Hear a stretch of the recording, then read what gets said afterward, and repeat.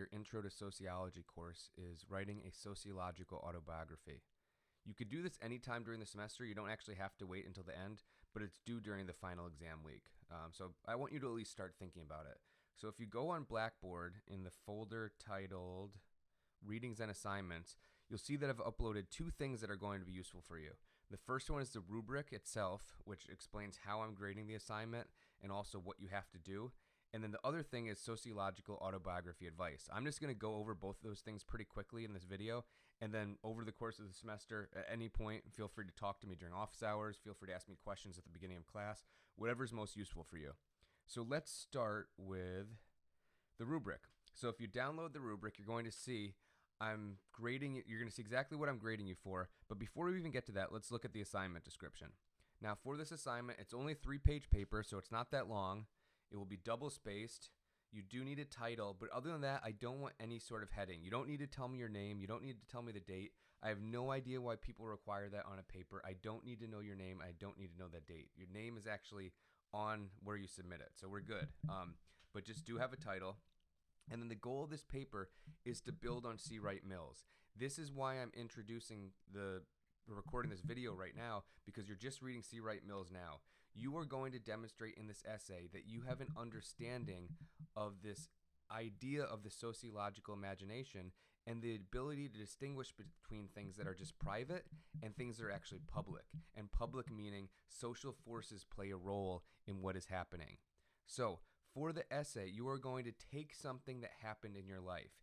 It could be some sort of larger event that occurred over a few years. It could be something incredibly significant to you, or it could be something smaller. But you're going to take something that happened in your life, and then you are going to demonstrate that it isn't just private, that's actually public. So that's the first step. So demonstrating that, you'll probably do that in the intro, maybe again in the conclusion. And then you are going to connect that thing that you're talking about to other concepts from class. Now, right now, we haven't covered that much in class. We've talked about culture, and that's it. But we're going to learn all these different ideas in class, and you're going to have to connect that thing that happened in your life, basically using your own life as data. You are going to connect that thing that happened in your life that you're writing about to that sociological concept and demonstrate what we can learn from making that connection. Could be anything, right? It could be, I used an example in class today. It could be an example of hurting your knee while playing soccer and really thinking through how that's actually a public pattern and what we can learn from that. Could be your parents getting divorced. It could be being part of a subculture. It could be being a huge fan of a particular type of music. It could be looking at, I've had people write about the shoe collections that they have or the fashion that they present, the style that they have. It could be about going off to college. It could be about living through this time of COVID. There's all types of things that you can write about. Really, the options are limitless, but it has to be something that you can connect to the ideas from class. There's no right and wrong. You're not being graded on being right or making the wrong argument, but you do have to use the terms correctly because you're demonstrating your understanding of sociology through this paper. Now, the other thing that I uploaded, actually, let's go quickly to the first part. So the things that you're being graded on, choosing an example that makes sense, right? Choosing an example that you can build on. Providing description and clarity. That is the data, right? If you're building a sociological argument using your own life, your life is the data, so the thing that you chose to write about. Making sociologically interesting observations. So not just saying, hey, I was part of the subculture, but tell me something interesting about that, right? What do we learn? What's sociological about that? Next thing I'm looking for. I want to see that you make connections to class, that the connections to class make sense, and that you demonstrate using your sociological imagination, that thing we're talking about this week. Other than that, it's about making sure that you have multiple drafts, so that you write well, so that's style and tone. Thinking about you're actually making an argument, that's what I mean by academic level. And interest level and sophistication is, would someone reading this actually be interested in what you're writing about? That doesn't mean the thing that happened to you is interesting, but the way you analyze it is interesting. All right, so the next thing I uploaded, which will also be useful, is just a checklist to go through. After you write this paper, go through and say to yourself, did I actually read the assignment description? Did I check the grading rubric? Did I actually follow the suggested paper organization, which is below? You don't have to follow this. We're going to go over this, but it's useful to look at. This way works. Next thing to ask yourself, what is the paper about? Is that clear? Does the introduction simply restate the assignment? Don't do that. Have the introduction draw me in. Almost treat it like a mini paper. By the end of the introduction, I should know what you're going to talk about, what connections to class you're going to make, and why that's potentially interesting, what the argument will be. Does introduction generate interest in the reader, right? Not simply restating the assignment. I know what the assignment was. You don't need to tell me. Does the introduction set up the topic and concept that will be explored? Does the introduction start to demonstrate your sociological imagination? Check all these things off and you're on your way to an A paper, right? If you do everything on this list, you're going to at least get a B+. Next thing, what is the connection to class? Did you make that connection clear?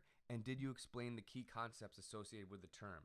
If you're using something like facework or the dramaturgical model, don't just say this is an example of facework or the dramaturgical model. Use some of the concepts. Use backstage. Use front stage. Use role. Use cynical. Use sincere. There's options. What are the key stories or examples that you explore? Again, this is the data. Make sure that you provide some stories. Make sure that you provide some of the necessary details to understand those stories. And then when you write about something that happened, make sure to actually links up to the argument that you're making in the paper. Don't include stuff just for the sake of it. Then finally, the conclusion. Don't simply restate and summarize your essay. That's useful, but make sure you do more than that. In a sense, the conclusion is your chance to do something big. You can actually make giant claims and say, I don't necessarily have this data, but let's think about why this matters so much. Let's think about what we learned through making these connections. Let's think about how this might relate to other things in life. All right, make sure to read some other reminders, advice. I think this stuff is pretty straightforward. Make sure you cite sources if you do use sources. If you have quotes from the readings from class, that's great. If you do, you need to cite them. If it's only stuff from class, you don't need a works cited at a reference page at the end. But just tell me, as we read in the Goffman reading from Intro to Sociology. First person is okay. It's actually necessary. You're writing an autobiography, so it'd be weird if you didn't use that. Avoid long paragraphs. Every paragraph should have a purpose. Too often when people write papers, they just let everything blend together. Better to have many short paragraphs than one long paragraph where the argument gets lost. The best way to do this is simply at the end of writing, go back and say, do I know what this paragraph was about? And is everything in the paragraph about that? Final things, outline advice. You do not have to follow this format. I think it's a format that works. So read through this. It's a basic setup of what will work for a 3-page paper. You could reverse this. You could completely ignore it. But if you're not sure how to write this paper, look at this stuff and it sets it up in a way that works. This is something I've seen students do over and over. This is a format that I think is probably the easiest. All right, so I hope that's helpful. Ask me questions if you have any. Make sure to read these through 2 documents. And again, this isn't due till the very last day of the semester, the time where your final exam is scheduled.